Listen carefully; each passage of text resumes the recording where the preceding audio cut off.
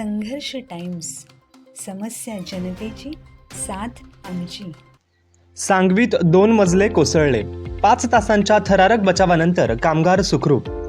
रायगडमधील कर्जत तालुक्यातील सांगवी येथे रविवारी दिनांक 28 जून रोजी सायंकाळी 5:30च्या सुमारास 2 मजल्याचे लोड बेरिंग स्ट्रक्चर कोसळल्याने भीषण अपघात झाला.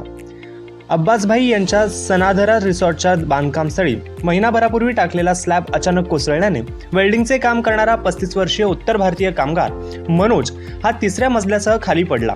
यावेळी त्याचा पाय लोखंडी बीममध्ये अडकल्याने तो गंभीर अवस्थेत अडकून पडला. दरम्यान इतके मोठे स्ट्रक्चर उभारण्यासाठी आर्किटेक्ट अथवा तंत्रज्ञ यांचे मार्गदर्शन घेतले नसल्याने मालकाच्या हलगर्जीपणामुळे हा अपघात झाल्याची प्राथमिक माहिती समोर आलेली आहे.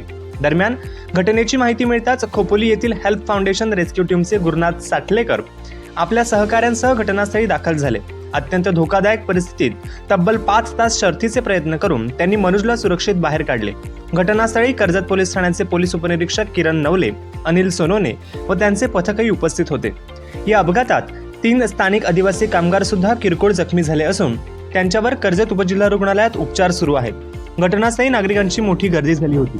हेल्प फाउंडेशनचे गुरुनाथ साठेलकर यांनी असे सांगितले की स्ट्रक्चर अखणी कोसळण्याचा धोका असल्याने सुरुवातीला अत्यंत सावधगिरीने काम करावे लागेल. जखमी कामगारांनीही धीर राखून सहकार्य केल्यामुळे ही मोहीम यशस्वीपणे पूर्ण करण्यात आली. दरम्यान 3 मजल्याचे स्ट्रक्चर उभे करताना आर्किटेक्ट अथवा तंत्रज्ञ यांचे मार्गदर्शन घेतले नसल्याचे समोर येत आहे.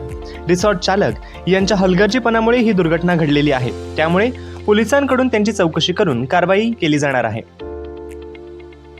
आज संध्याकाळी 5:30 वाजताच्या सुमारास कर्जत तालुक्यातील सांगवी गावामध्ये एका कन्स्ट्रक्शन साईटवरती एक स्ट्रक्चर कोसळलं आणि त्यामध्ये एक व्यक्ती अडकलेली होती.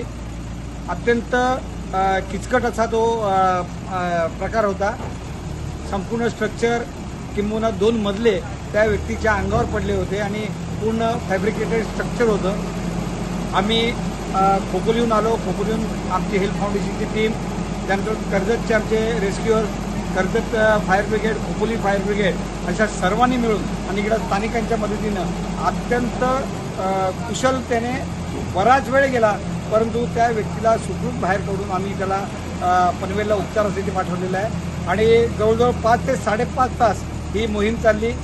अत्यंत सर्वांनी संयम दाखवला आणि सर्वांच्या संयुक्त अशा कामगिरीने आज एका व्यक्तीचा फक्त जीवच वाचला नाही, परंतु एक धैर्यवान असा एक तो जो मुलगा होता त्यांनी देखील आम्हाला चांगलं कॉपरेशन केलं. त्यामुळे आम्ही आज सक्सेस झालो. त्यामुळे आम्हाला सर्वांना आनंद झालेला आहे. धन्यवाद.